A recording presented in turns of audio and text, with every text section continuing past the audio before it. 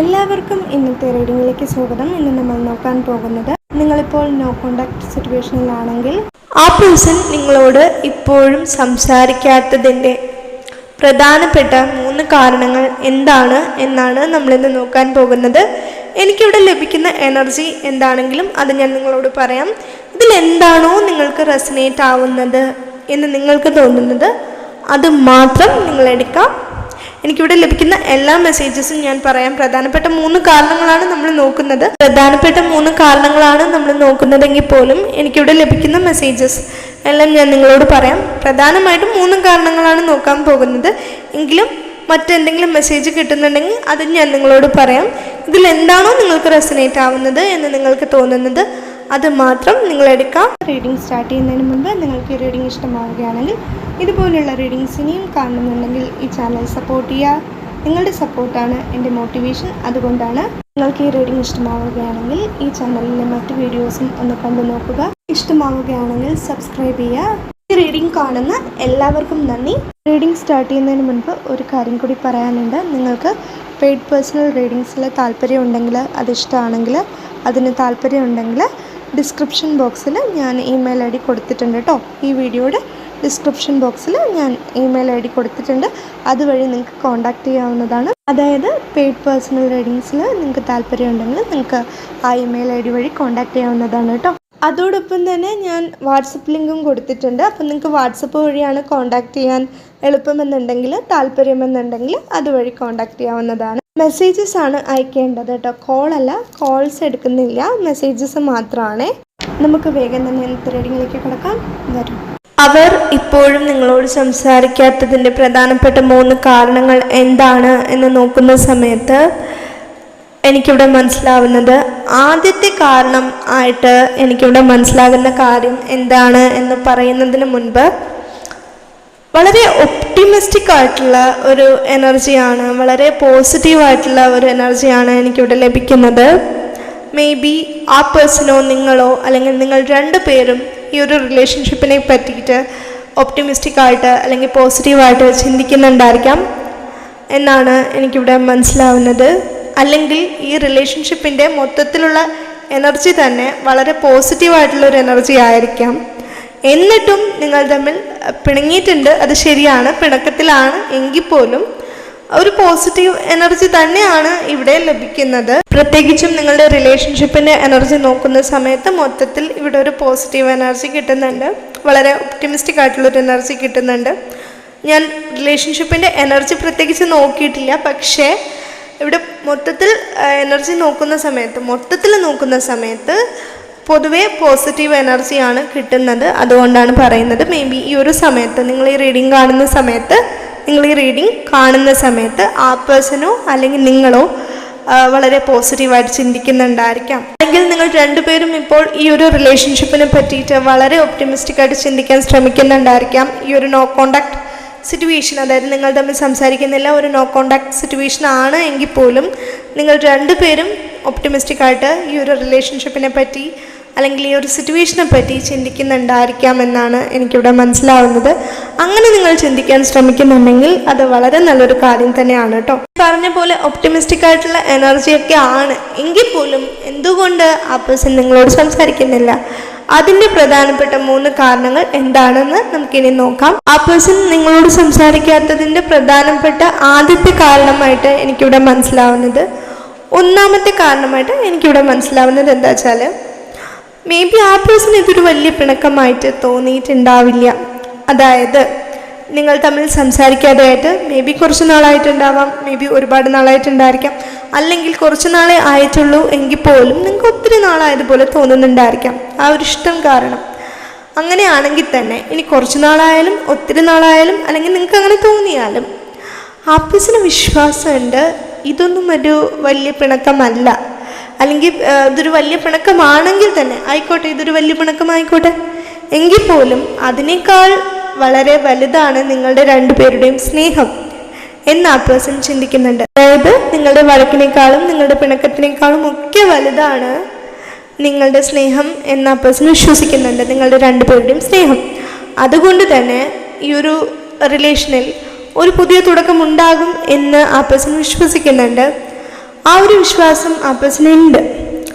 അത് ഒരു കാരണമാണ് ആ പേഴ്സൺ നിങ്ങളോട് സംസാരിക്കാത്തതിന്. എന്താ ഇങ്ങനെ പറയുന്നത് എന്ന് ചോദിച്ചാൽ, ആ പേഴ്സൺ വിശ്വസിക്കുന്നത് നിങ്ങൾ തമ്മിൽ സംസാരിച്ചാലും ഇല്ലെങ്കിലും ഈ ഒരു നോ കോണ്ടാക്ട് സിറ്റുവേഷൻ മാറുക തന്നെ ചെയ്യും. സംസാരിക്കാതെ എങ്ങനെയാണ് ഈ ഒരു നോ കോണ്ടാക്ട് സിറ്റുവേഷൻ മാറുക എന്ന് ചിന്തിക്കുന്നുണ്ടായിരിക്കും അല്ലേ? പക്ഷെ എനിക്കറിയില്ല, ആ പേഴ്സൺ എങ്ങനെ തോന്നുന്നുണ്ട്. അതായത് നിങ്ങൾ ആ പേഴ്സണോട് സംസാരിക്കും എന്ന് മേ ബി ആ പേഴ്സൺ കരുതുന്നുണ്ടായിരിക്കാം. അതായത് ആ പേഴ്സണായിട്ട് ഇങ്ങോട്ട് വന്ന് സംസാരിക്കണം എന്നില്ല, നിങ്ങൾ തന്നെ ആ പേഴ്സണോട് വന്ന് സംസാരിക്കും എന്നൊരു കോൺഫിഡൻസ് ആ പേഴ്സണുണ്ട്. അല്ലാതെ സംസാരിക്കാതെ ഒരിക്കലും നോ കോണ്ടാക്ട് സിറ്റുവേഷൻ മാറത്തില്ലല്ലോ. നിങ്ങൾ തമ്മിൽ സംസാരിച്ചാലല്ലേ നോ കോണ്ടാക്ട് എന്നുള്ളൊരു സിറ്റുവേഷൻ മാറത്തുള്ളൂ. പക്ഷേ ആ പേഴ്സണ് വിശ്വാസം നിങ്ങൾ ആ പേഴ്സണോട് വന്ന് സംസാരിക്കും എന്നുള്ളതാണ്. അതാ പറഞ്ഞത്, ആ പേഴ്സണ് വളരെ ഒരു കോൺഫിഡൻസ് ഉണ്ട് ഈ ഒരു നോ കോണ്ടാക്ട് സിറ്റുവേഷൻ മാറുമെന്ന്. കാരണം ആ പേഴ്സൺ വിശ്വസിക്കുന്നുണ്ട്, ആ പേഴ്സൺ നിങ്ങളെ സ്നേഹിക്കുന്ന പോലെ നിങ്ങളും ആ പേഴ്സണെ സ്നേഹിക്കുന്നുണ്ട്. അതുകൊണ്ട് നിങ്ങൾ വന്ന് ആ പേഴ്സണോട് സംസാരിക്കും എന്ന് ആ പേഴ്സൺ ചിന്തിക്കുന്നുണ്ട്. പക്ഷെ ഇതൊക്കെ കുറച്ച് നേരത്തേക്കേ ഉണ്ടാകത്തുള്ളൂ കേട്ടോ. ഈ ഒരു കോൺഫിഡൻസ് ഒക്കെ ചിലപ്പോൾ കുറച്ച് നേരത്തേക്കേ ഉണ്ടാവുള്ളൂ. പക്ഷേ ആ ഒരു കോൺഫിഡൻസ് തോന്നുന്ന സമയത്ത് വളരെ വലിയൊരു കോൺഫിഡൻസ് ആണ്. ഓക്കെ, ചിലപ്പോൾ ഈ ഒരു നിമിഷം അല്ലെങ്കിൽ നിങ്ങൾ ഈ റീഡിങ് കാണുന്ന സമയത്ത് ആ പേഴ്സൺ ആ ഒരു കോൺഫിഡൻസ് ഉണ്ടായിരിക്കാം. അതുകൊണ്ടായിരിക്കാം ആദ്യമേ ഒരു ഒപ്റ്റിമിസ്റ്റിക് ആയിട്ടുള്ളൊരു എനർജി ഇവിടെ കിട്ടുന്നുണ്ടെന്ന് പറഞ്ഞില്ലേ. അപ്പോൾ ഈ ഒരു സമയത്ത് ആ പേഴ്സൺ അത്രയ്ക്കും ഒരു കോൺഫിഡൻസ് ഉണ്ടായിരിക്കാം. ഇത് എത്ര നാളത്തേക്ക് അല്ലെങ്കിൽ എത്ര സമയത്തേക്ക് എന്നുള്ളതല്ല, പക്ഷെ ഒരു കോൺഫിഡൻസ് ഉള്ളതായിട്ട് എനിക്ക് മനസ്സിലാവുന്നു. അതായിരിക്കാം ആ പേഴ്സൺ നിങ്ങളോട് ഇതുവരെ സംസാരിക്കാത്തതിൻ്റെ ഒരു കാരണം. ഓക്കെ, അല്ലെങ്കിൽ ഇപ്പോഴും ആ പേഴ്സൺ നിങ്ങളോട് സംസാരിക്കാത്തതിൻ്റെ ഒരു കാരണം അതായിരിക്കാം എന്നാണ് എനിക്കിവിടെ മനസ്സിലാവുന്നത്. രണ്ടാമത്തെ കാരണമായിട്ട് എനിക്കിവിടെ മനസ്സിലാകുന്ന ഒരു കാര്യം, ഇപ്പം ഞാൻ പറഞ്ഞില്ലേ ആ പേഴ്സണ് വിശ്വാസമുണ്ട് നിങ്ങൾ ആ പേഴ്സണോട് ചെന്ന് സംസാരിക്കുമെന്ന്. അത് ഞാൻ പറഞ്ഞിരുന്നു, അത് ചിലപ്പോൾ കുറച്ച് നേരത്തേക്ക് ഉണ്ടാകത്തുള്ളൂ ആ ഒരു വിശ്വാസം അല്ലെങ്കിൽ ആ ഒരു കോൺഫിഡൻസ്. വിശ്വാസം എപ്പോഴും ഉണ്ട്, പക്ഷെ ആ ഒരു കോൺഫിഡൻസ്, അത്രത്തോളം ഉള്ളൊരു കോൺഫിഡൻസ് അത് കുറച്ച് നേരത്തേക്ക് ഉണ്ടാവുള്ളൂ. അങ്ങനെ കോൺഫിഡൻസ് ഇല്ലാത്ത സമയമുണ്ട്, ആ പേഴ്സൺ അത്രത്തോളം കോൺഫിഡൻസ് തോന്നാത്ത സമയമുണ്ട്. ആ സമയത്ത് ആ പേഴ്സൺ ചിന്തിക്കുന്നത്, ആ പേഴ്സൺ നിങ്ങളോട് വന്ന് സംസാരിച്ചാൽ ശരിയാവില്ല എന്ന് ആ പേഴ്സൺ ചിന്തിക്കും. ശരിയാവില്ല എന്ന് പറയുമ്പോൾ ആ പേഴ്സൺ നിങ്ങളോട് സംസാരിച്ചാൽ നിങ്ങൾക്കത് ഒട്ടും ഇഷ്ടപ്പെടില്ല എന്ന് ആ പേഴ്സൺ ചിന്തിക്കും. അതായത് നേരത്തെ പറഞ്ഞ കാര്യത്തിൽ നിന്ന് ഇതിന് ഒരുപാട് മാറ്റമുണ്ട്. അതായത് നേരത്തെ പറഞ്ഞത് എന്താണ്, ആദ്യമായിട്ട് പറഞ്ഞ കാര്യം എന്താണ്, അല്ലെങ്കിൽ ആദ്യമായിട്ട് എനിക്ക് കിട്ടിയിട്ടുള്ള എനർജി എന്തായിരുന്നു, ആ പേഴ്സണ് വളരെയധികം കോൺഫിഡൻസ് ഉണ്ട് നിങ്ങൾ ആ പേഴ്സണോട് സംസാരിക്കുമെന്ന്. ഓക്കെ, ആ ഒരു കോൺഫിഡൻസ് ഉണ്ടെന്ന് തന്നെ ഇരിക്കട്ടെ, പക്ഷേ ആ പേഴ്സണ് നിങ്ങളോട് വന്ന് സംസാരിക്കാൻ ഒരു കോൺഫിഡൻസ് ഇല്ല എന്നുള്ളതാണ് രണ്ടാമത്തെ കാര്യം. അതായത് നിങ്ങൾ ആ പേഴ്സണോട് ചെന്ന് സംസാരിക്കുമെന്ന് ആ പേഴ്സണ് കോൺഫിഡൻസ് ഉണ്ട്, ശരി തന്നെയാണ്. കുറച്ച് നേരത്തേക്കാണെങ്കിലും ശരി, ആ പേഴ്സൺ ആ ഒരു കോൺഫിഡൻസ് ഉണ്ടായിരിക്കും. പക്ഷെ ആ ഒരു കുറച്ച് നേരത്തേക്കുള്ള കോൺഫിഡൻസ് പോലും മേ ബി നിങ്ങളോട് സംസാരിക്കാൻ ആ പേഴ്സൺ ഇല്ലായിരിക്കും. ആ പേഴ്സൺ ആദ്യമായിട്ട് നിങ്ങളോട് വന്ന് സംസാരിക്കാം, ആ ഒരു കോൺഫിഡൻസ് മേ ബി ആ പേഴ്സണ് കിട്ടുന്നുണ്ടാവില്ല. അതായത് ആ പേഴ്സൺ കോൺഫിഡൻസ് ഇല്ലാത്ത ഒരാളൊന്നുമല്ല, വളരെ കോൺഫിഡൻസ് ഉള്ളൊരു വ്യക്തിയാണ്, വളരെ കോൺഫിഡൻസ് ഉള്ളൊരു വ്യക്തിയാണ്. പക്ഷേ ഈ ഒരു നോ കോണ്ടാക്ട് സിറ്റുവേഷൻ്റെ കാര്യം വരുമ്പോൾ, നിങ്ങളുടെ റിലേഷൻഷിപ്പിൻ്റെ കാര്യം വരുമ്പോൾ, നിങ്ങളോട് സംസാരിക്കുന്നതിൻ്റെ കാര്യം വരുമ്പോൾ, പ്രത്യേകിച്ച് നിങ്ങളോട് സംസാരിക്കുന്നതിൻ്റെ കാര്യം ചിന്തിക്കുന്ന സമയത്ത് ആ പേഴ്സണ് തന്നെ അറിയില്ല ആ പേഴ്സൻ്റെ കോൺഫിഡൻസ് എവിടെയാണ് പോകുന്നത് എന്നുള്ളത്. അതായത് ഇത്രത്തോളം ആ പേഴ്സൺ എന്തുകൊണ്ട് കോൺഫിഡൻസ് കുറഞ്ഞു പോകുന്നു എന്ന് ആ പേഴ്സൺ അറിയില്ല. അതായത് നിങ്ങൾ ആ പേഴ്സണോട് വന്ന് സംസാരിക്കുമെന്ന് ചിന്തിക്കുമ്പോൾ ആ പേഴ്സൺ വളരെ കോൺഫിഡൻസ് ആണ്. കുറച്ച് സമയത്തേക്കാണെങ്കിലും, ഞാനത് എടുത്തു പറയുന്നു, കുറച്ച് സമയത്തേക്കാണെങ്കിലും ആ പേഴ്സണ് വളരെ കോൺഫിഡൻസ് ആണ്. പക്ഷേ അതേ ഒരു കാര്യം നിങ്ങളോട് വന്ന് സംസാരിക്കുന്ന കാര്യം അത് ചിന്തിക്കുന്ന സമയത്ത് ആ ഒരു കോൺഫിഡൻസ് ആ പേഴ്സണ് നഷ്ടപ്പെട്ടു പോകുന്ന പോലെ, അല്ലെങ്കിൽ കുറയുന്ന പോലെ, നഷ്ടപ്പെട്ടു പോകാന്നുള്ളതല്ല, കുറയുന്നത് പോലെ ആ പേഴ്സണ് തോന്നാറുണ്ട്. അതുകൊണ്ടായിരിക്കാം ആ പേഴ്സൺ നിങ്ങളോട് വന്ന് സംസാരിക്കാത്തത്. പിന്നെ ആ പേഴ്സൺ വിചാരിക്കുന്ന ഒരു കാര്യം എന്ന് പറയുന്നത്, മൂന്നാമത്തെ കാര്യം, എന്തുകൊണ്ടാണ് ആ പേഴ്സൺ നിങ്ങളോട് സംസാരിക്കാത്തതിൻ്റെ മൂന്നാമത്തെ കാര്യം എന്താണെന്ന് ചോദിച്ചാൽ, കോൺഫിഡൻസ് ആ പേഴ്സണ് കുറയുന്നത് ഒരു കാര്യമാണ്. നിങ്ങളോട് സംസാരിക്കുന്ന കാര്യം ചിന്തിക്കുമ്പോൾ ആ പേഴ്സണ് കോൺഫിഡൻസ് കുറയുന്നത് പോലെ തോന്നുന്നത് ഒരു കാര്യമാണ്. പക്ഷേ അതിനേക്കാളൊക്കെ ഉപരി, ഇപ്പോൾ നിങ്ങൾ തമ്മിലൊരു ചെറിയ പ്രശ്നമാണെന്നിരിക്കട്ടെ, ഓക്കെ, ഇപ്പം നിങ്ങൾ തമ്മിൽ ചെറിയ പ്രശ്നമാണ്, പക്ഷേ ആ പേഴ്സൺ വന്ന് ഇനി സംസാരിച്ചോളൂ അതിന് ഒരു വലിയ പ്രശ്നമായാലോ എന്നൊരു ചിന്ത ആ പേഴ്സണുണ്ട്.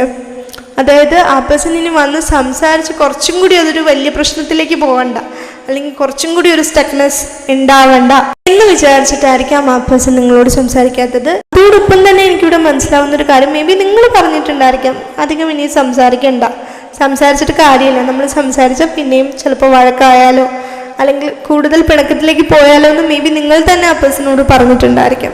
അപ്പോൾ കുറച്ച് നാൾ സംസാരിക്കാതെ ഇരിക്കുന്നതാണ് നല്ലതെന്ന് മേ ബി നിങ്ങൾ പറഞ്ഞിട്ടുണ്ടായിരിക്കാം. അല്ലെന്നുണ്ടെങ്കിൽ ആ പേഴ്സൺ അത് തോന്നിയിട്ടുണ്ടായിരിക്കാം. ഇപ്പം നിങ്ങൾ പിണക്കത്തിലായതുകൊണ്ട് നിങ്ങളുടെ പിണക്കം വെറുതെ കൂട്ടാതെ കുറച്ച് നാൾ സംസാരിക്കാതെ ഇരിക്കുമ്പോൾ നിങ്ങളുടെ രണ്ടുപേരുടെയും സ്നേഹം അത്രത്തോളം ഉള്ളത് കൊണ്ട് തന്നെ നിങ്ങൾക്ക് രണ്ടുപേർക്കും എത്രത്തോളമാണ് നിങ്ങൾ അങ്ങോട്ടും ഇങ്ങോട്ടും സ്നേഹിക്കുന്നത്, അതായത് ആ പേഴ്സൺ നിങ്ങളെ എത്രത്തോളം സ്നേഹിക്കുന്നു, നിങ്ങൾ എത്രത്തോളം ആ പേഴ്സണെ സ്നേഹിക്കുന്നു, നിങ്ങൾ എത്രത്തോളം ആ പേഴ്സണെ മനസ്സിലാക്കി, ആ പേഴ്സൺ നിങ്ങളെ എത്രത്തോളം മനസ്സിലാക്കി എന്നൊക്കെ മനസ്സിലാക്കാനുള്ള ഒരു സമയമായിട്ടും മേ ബി ആ പേഴ്സൺ ഇതിനെ കരുതുന്നുണ്ടായിരിക്കാം. അല്ലെങ്കിൽ ആ പേഴ്സൺ ഇനി വന്ന് സംസാരിച്ചിട്ട് നിങ്ങളുടെ പിണക്കം കുറച്ചും കൂടി കൂടിയാലോ എന്ന് ആ പേഴ്സൺ ചിന്തിക്കുന്നുണ്ട്. അതുകൊണ്ട് തന്നെ ഇപ്പോൾ സംസാരിക്കേണ്ട എന്ന് വിചാരിക്കുന്നുണ്ടായിരിക്കും. ഇതൊക്കെയാണ് ആ പേഴ്സൺ നിങ്ങളോട് സംസാരിക്കാത്തതിൻ്റെ പ്രധാനപ്പെട്ട കാര്യങ്ങളായിട്ട് എനിക്കിവിടെ മനസ്സിലാവുന്നത്. ഞാൻ ഈ പറഞ്ഞ കാര്യങ്ങൾ കേൾക്കുമ്പോൾ നിങ്ങൾക്ക് ഒരു കൺഫ്യൂഷൻ തോന്നിയിട്ടുണ്ടെങ്കിൽ, എവിടെയെങ്കിലും ഒരു കൺഫ്യൂഷൻ തോന്നിയിട്ടുണ്ടെങ്കിൽ, ശരിക്കും പറഞ്ഞാൽ ആ പേഴ്സൻ്റെ എനർജി അങ്ങനെയാണ്. അതായത് ആ പേഴ്സൺ നിങ്ങളോട് സംസാരിക്കാത്തതിൻ്റെ പ്രധാനപ്പെട്ട 3 കാരണങ്ങളാണല്ലോ നമ്മൾ നോക്കുന്നത്. അതായത് ആ പേഴ്സൺ ഇപ്പോഴും അല്ലെങ്കിൽ ആ പേഴ്സൺ ഇപ്പോഴും നിങ്ങളോട് സംസാരിക്കാത്തതിൻ്റെ പ്രധാനപ്പെട്ട 3 കാരണങ്ങളാണ് നമ്മൾ നോക്കുന്നത്.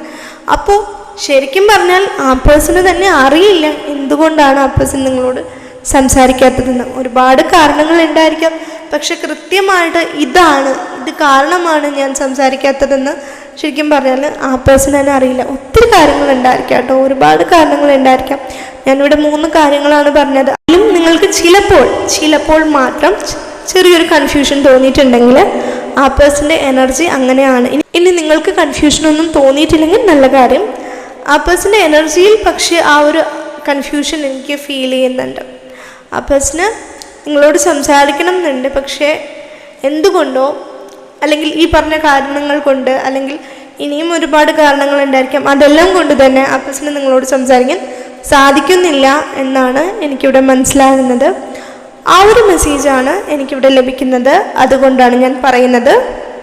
എനിക്കിവിടെ ലഭിച്ചിട്ടുള്ള മെസ്സേജസ് മാത്രമാണ് ഞാൻ നിങ്ങളോട് പറഞ്ഞത്. ഇതിലെന്താണോ നിങ്ങൾക്ക് റെസനേറ്റ് ആവുന്നത് അത് മാത്രം നിങ്ങൾ എടുക്കാം. ഇത് മേ ബി നിങ്ങളുടെ എനർജിയും ആയിരിക്കാം. നിങ്ങൾക്കിത് എങ്ങനെയാണോ റെസനേറ്റ് ആവുന്നത് അങ്ങനെ എടുക്കാം. ഇതൊക്കെയാണ് നമ്മുടെ ഇന്നത്തെ റീഡിംഗ്. നിങ്ങൾക്ക് ഈ റീഡിംഗ് ഇഷ്ടമായിട്ടുണ്ടെങ്കിൽ, ഇതുപോലുള്ള റീഡിങ്സ് ഇനിയും കാണുന്നുണ്ടെങ്കിൽ ഈ ചാനൽ സപ്പോർട്ട് ചെയ്യുക, സബ്സ്ക്രൈബ് ചെയ്യുക. നിങ്ങൾക്ക് ഈ റീഡിംഗ് ഇഷ്ടമായിട്ടുണ്ടെങ്കിൽ ഇത് മറ്റുള്ളവർക്കും ഷെയർ ചെയ്ത് കൊടുക്കുക.